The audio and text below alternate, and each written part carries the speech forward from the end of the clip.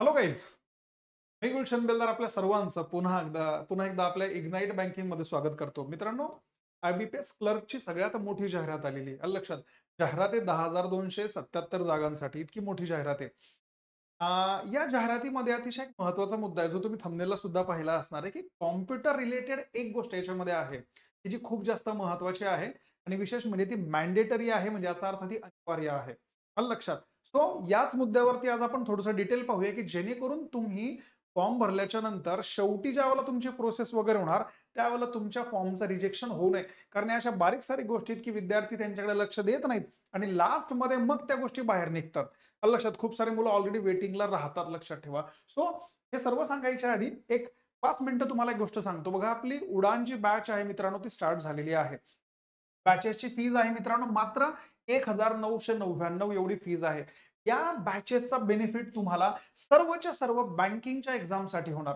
सर्व बँकिंगच्या एक्झाम. त्याच्यामध्ये आय-बी-पी-एस असेल, एस-बी-आय, आर-बी-आय, आर-आर-बी, इन्शुरन्स, नाबार्ड सारख्या परीक्षा असणार आहेत. आलं लक्षात? सर्वच्या सर्व परीक्षांमध्ये जेवढंही तुम्हाला गाईडन्स हवं असतं, तर ते सर्व गाईडन्स या एक्झाम मधून तुम्हाला मिळणार आहे. याच्यामध्ये मॅथ्स आहे, रिझनिंग आहे, त्याच्यानंतर करंट अफेअर आहे, इंग्लिश आहे.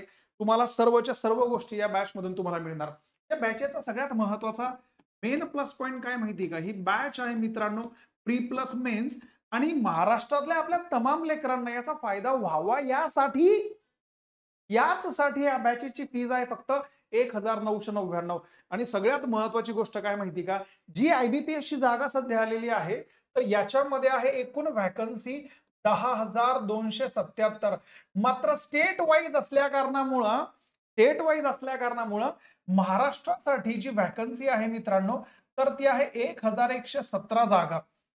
आणि तुम्ही थंबनेलवरती पाहिल्यानुसार एक गोष्ट तुम्हाला माहिती असेल नसेल तर मी सांगतो, अतिशय आनंदाची गोष्ट आहे, की या परीक्षेचं जे माध्यम आहे लक्षात ठेवा, जी ऍड आलेली आहे आयबीपीएसची जी ऍड आलेली आहे त्याचं माध्यम आहे मराठी. म्हणजे याचा अर्थ जो पेपर होणार आहे आयबीपीएस क्लर्कचा, त्याचं माध्यम आहे मित्रांनो मराठी. तुम्ही पेपर मराठीमधून देऊ शकतात. सर्व पेपर मराठीतून, इंग्रजी विषय सोडला तर, कारण इंग्रजीतूनच असतो. आलं लक्षात? सो ही संधी गमवायची नाहीये. जे मित्र सरळ सेवेची तयारी करतात, कंबाईनची तयारी करतात, एमपीएससी ची तयारी करतात, आयबीपीएस ही एक्झाम कंडक्ट करते मित्रांनो. सो सेम पॅटर्न आहे. सो याच्यावरती वेळ वाया न घालवता पटकन जर बॅच परचेस केली नसेल तर पटकन बॅच परचेस करा. कारण या ठिकाणी एक ओळ सुद्धा लिहिलेली आहे जी तुम्ही वाचू शकता. सगळ्यात महत्वाचं, ही ऑफर फक्त पहिल्या 200 विद्यार्थ्यांसाठी आहे. ही जी ऑफर आहे ही पटकन पहिल्या 200 विद्यार्थ्यांसाठी आहे. सो जर तुम्हाला डेमो लेक्चर पाहिजे असतील तर इग्नाइट बँकिंग, आपलं जे इग्नाइटचं जे ऍप आहे ते डाउनलोड करा. त्याच्यामध्ये आम्ही तुम्हाला सर्व फॅकल्टी दिसू, कोण काय काय शिकवणार. इव्हन काय या बँकिंगच्या आपल्या चॅनलवरती रेग्युलरली बेसिसवरती आम्ही सर्वच्या सर्व फॅकल्टी लाईव्ह लेक्चर्स कंडक्ट करत राहतो. सो मी अशी अपेक्षा करतो की तुम्ही या बॅचेसचा फायदा घेणार. आपण आपल्या मुद्द्याकडे परत जाऊया. सगळ्यात महत्वाचं एक गोष्ट समजून घेण्यासारखी मित्रांनो, मी तुम्हाला आता एक गोष्ट सांगितली बघा, ज्यावेळेला आपण लोक फॉर्म भरतोय तर फॉर्मची जी डेट आहे 1 ऑगस्ट पासून ऍप्लिकेशन स्टार्ट झालेले आहेत. आणि हे ऍप्लिकेशन तुम्ही कुठपर्यंत करू शकतात? 21 ऑगस्ट पर्यंत. 21 ऑगस्ट या तारखेपर्यंत तुम्हाला फॉर्म भरता येणार आहेत. आतापर्यंत जेवढेही आयबीपीएसच्या एक्झाम आलेल्या आहेत तुम्ही पाहत असणार आहे, तर आयबीपीएस सुद्धा आता स्वतःच्या सिस्टीम मध्ये दरवर्षी दर पेपरमध्ये काही ना काही चेंजेस करतच राहते. यामध्ये सुद्धा मोठा बदल केलाय. ते मोठे बदल आहेत मित्रांनो, 3 ते 4 बदल. पहिलं, यांनी जो प्रीचा पेपर आहे तर तो सेम ठेवला आहे, लक्षात ठेवा. मात्र जो मेन्सचा पेपर आहे तर त्याच्यामध्ये मार्किंग सिस्टीम मध्ये थोडा चेंज केलाय. आलं लक्षात? 40 प्रश्न जे आहेत रिझनिंगचे तर ते 60 मार्कांना करून ठेवलेले आहेत, लक्षात ठेवा. म्हणजे एक प्रश्न सरासरी 1.5 मार्कांना आहे, असा आहे. सो त्याच्यानंतर हा जितकाही पेपर आहे, हा पेपर रिजनल लँग्वेज मध्ये सुद्धा ज्याच्या त्याच्या होणार आहे. महाराष्ट्रातून जर तुम्ही असाल तर इंग्लिश, हिंदी, मराठी आणि कोंकणी भाषा सुद्धा तुम्ही निवडू शकतात, काही काळजी नाही. तो पण एक प्रॉब्लेम असा आहे की ज्या ज्या वेळेला तुम्ही लोक फॉर्म भरतात त्यावेळेला एक गोष्ट जरा लक्षात ठेवा. या सगळ्यात तुम्ही पाहत असाल की सर एज्युकेशनल क्वालिफिकेशन काय आहे, जे जनरली लागतंय. समजा तुमचं ग्रॅज्युएशन असलं पाहिजे. मात्र याच्यामध्ये एक गोष्ट महत्वाची जिच्याकडे तुम्ही लक्ष दिलं पाहिजे, या ठिकाणी एक शब्द आहे आणि तो शब्द आहे मॅन्डेटरी. मॅन्डेटरीचा अर्थ आहे अनिवार्य, सक्तीचा आहे. काय सक्तीचा आहे लक्षात ठेवा. जर तुम्हाला फॉर्म भरायचा असेल तर तुमच्याकडे कॉम्प्युटरचं नॉलेज असलं पाहिजे. आता काहींचं म्हणणं आहे की सर माझ्याकडे तर कॉम्प्युटरचं पूर्ण नॉलेज आहे. अरे हो राजा, मात्र याचं तुझ्याकडे प्रूफ काय आहे? आणि या प्रूफसाठी काही गोष्टी महत्वाच्या आहेत. ज्या वेळेला तुम्ही लोक फॉर्म भरणार, तर फॉर्म भरत असताना त्या फॉर्म मध्ये असा एक रकाना येणार आहे, या लक्षात, एक जागा अशी येणार आहे, एक बॉक्स असा येणार आहे, की त्या ठिकाणी विचारणार की तुमच्याकडे कॉम्प्युटरचं काही सर्टिफिकेट आहे का, तुम्हाला कॉम्प्युटर वगैरे जमतं का, तुम्हाला कॉम्प्युटरचं नॉलेज आहे का. तर त्या ठिकाणी तुम्हाला सध्या तरी यस म्हणायचं, लक्षात ठेवा. मात्र ज्या वेळेला तुमचं सिलेक्शन होईल आणि ज्या वेळेला तुमचं डॉक्युमेंट व्हेरिफिकेशन होणार, तर त्यावेळेला तुमच्याकडे कॉम्प्युटर रिलेटेड सर्टिफिकेट असलं पाहिजे. आता काहींचं म्हणणं आहे की सर माझ्याकडे तर नाहीये, मग त्याच्यासाठी एक सूट आहे की जर समजा तुम्ही 10वीला 12वीला ग्रॅज्युएशन करत असताना, इंजिनिअरिंगला तुमचं शिक्षण करत असताना, कुठंही कोणत्याही वर्ष जर तुमचा कॉम्प्युटर नावाचा एखादा सब्जेक्ट असेल, तर तुम्हाला या सर्टिफिकेटची गरज नाही. माझं बी कॉम्प्युटर असेल तर मला गरज नाही, माझं बीएससी कॉम्प्युटर आहे मला गरज नाही, माझं 12वीला कॉम्प्युटर होतं मला गरज नाही, 10वीला माझं कॉम्प्युटर होतं मला गरज नाही.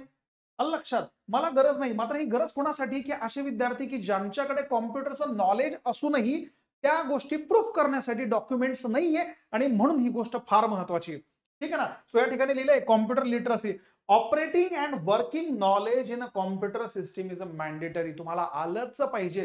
That is the candidate should have certificate किंवा डिप्लोमा किंवा डिग्री इन कॉम्प्युटर ऑपरेशन्स. आलं लक्षात. Language should have studied computer, किंवा तुम्ही लँग्वेज तरी कॉम्प्युटरची शिकलेली असली पाहिजे. कुठं, वन ऑफ द सब्जेक्ट, किमान तुमचा एखादा विषय असला पाहिजे. कुठं, हायस्कूलला, कॉलेजला किंवा कोणत्या तरी इन्स्टिट्यूटला तुम्ही ते शिकले पाहिजेत.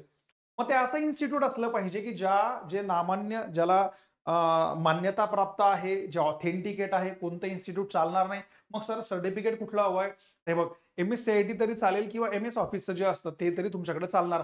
मात्र ते सुद्धा अशा संस्थेचं असलं पाहिजे की जी संस्था ऑथेंटिकेट आहे, शासन मान्य आहे. आलं लक्षात. आता राहिला महत्वाचा मुद्दा की सर मग हे सर्टिफिकेट आम्ही कुठलं आमच्याकडे हवं आहे. तर हे सर्टिफिकेट तुमच्याकडे असलं पाहिजे 21/8 या तारखेपर्यंतच. म्हणजे भरपूर मुलांना असा प्रश्न असणार आहे की सर आताच कशाला व्हिडिओ बनवताय, नंतर सांगा. की नंतर नाही, आत्ता. याची गरज तुम्हाला आत्ता आहे, पटकन. का? बिकॉज तुमच्याकडे यांनी एक अट दिलेली आहे की तुमच्याकडे जेही सर्टिफिकेट असलं पाहिजे, तर ते 21/8 पर्यंत, म्हणजे परीक्षेच्या जो ऍप्लिकेशन फॉर्म निघाला 21 ऑगस्ट पर्यंतच्या शेवटच्या दिवसापर्यंत तुमच्याकडे सर्टिफिकेट असलं पाहिजे. असलं पाहिजे याचा अर्थ त्याच्यावरती जी तारीख असेल, जी डेट असणार आहे, तर ती 21 ऑगस्ट पर्यंत किंवा त्याच्या आधीची असली पाहिजे. काहींचं म्हणणं आहे मग सर मी फॉर्म भरल्याच्या नंतर करू शकतो का? नाही, फॉर्म भरल्याच्या नंतर नाही चालणार. आलं लक्षात. 22 ऑगस्टला करू का? चालणार नाही. बिकॉज आता तुला सर्टिफिकेटची गरज नाही. मात्र ज्या वेळेला तुमचं सिलेक्शन होईल आणि ज्या वेळेला तुमचं डॉक्युमेंट व्हेरिफिकेशन होणार, जर तुमच्याकडं कॉम्प्युटरशी रिलेटेड कोणताही डेटा नसेल आणि जर सर्टिफिकेट सुद्धा नसणार आहे, तर डायरेक्ट तुम्हाला बाद केलं जाणार. त्यावेळेला तुम्ही असं म्हणूच शकत नाही की सर मी कुठून तरी आणू का? अजिबात चालणार नाही. मुलं फॉर्म भरताना या गोष्टी विचारात घेत नाही, आणि असे भरपूर सारे मुलं आहेत की जे रिजेक्ट होत चालतात, मात्र सांगत कोणीच नाही. लक्षात ठेवा. सो तुमच्यावरती हे वेळ येऊ नये म्हणून या गोष्टींकडे जरा प्रॉपर लक्ष द्या. सो हा व्हिडिओ याच रिलेटेड होता. जर तुम्हाला संस्था वगैरे असतील तर तुम्ही पाहू शकतात. कोणतेही मान्यता प्राप्त एखादी संस्था असेल तर त्या ठिकाणी जाऊन तुम्ही ते सर्टिफिकेट, MS ऑफिस असेल, MSCIT असेल किंवा कॉम्प्युटरशी रिलेटेड कोणता तरी एखादा कोर्स वगैरे असणार आहे, 21 ऑगस्ट पर्यंत तुमच्याकडे ते असलं पाहिजे.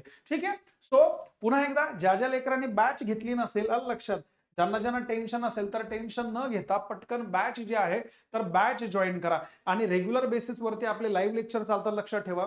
सकाळीही लेक्चर आहे, रोज सकाळी 9 वाजता आपलं लेक्चर असतं मित्रांनो इंग्लिशचं. त्याच्यानंतर आपलं 10 वाजता लेक्चर असतं करंट अफेअरचं. त्याच्यानंतर रात्री, म्हणजे याचा अर्थ 8 वाजता लेक्चर असतं रिझनिंगचं, म्हणजे याचा अर्थ मी रिझनिंग घेतो. आणि माझ्यानंतर 9 वाजता लेक्चर असतं मॅथ्सचं. सो हे तुमच्या सर्वांसाठी फ्री युट्यूब लेक्चर्स आहेत. आम्ही काय शिकवतो, कोणत्या लेव्हलला शिकवतो, या गोष्टी चेक करा आणि बॅच मध्ये पटकन एनरोलमेंट करा. काही डाऊट्स असेल तर या नंबरला कॉन्टॅक्ट करायला विसरू नका. ठीक आहे. So best of luck. Form पटकन भरा मित्रांनो. चला, थँक्यू.